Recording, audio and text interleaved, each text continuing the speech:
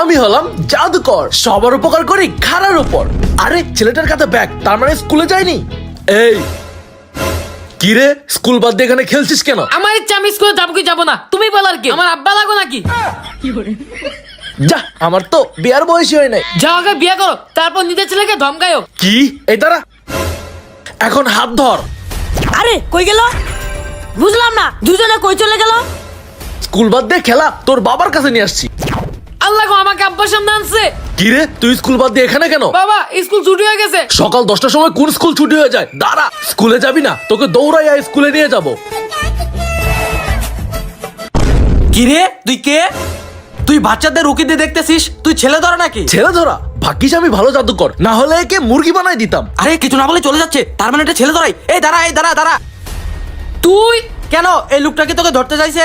আমি দেখছি এই লোকটা বিপ্লবকে ধরতে চাই।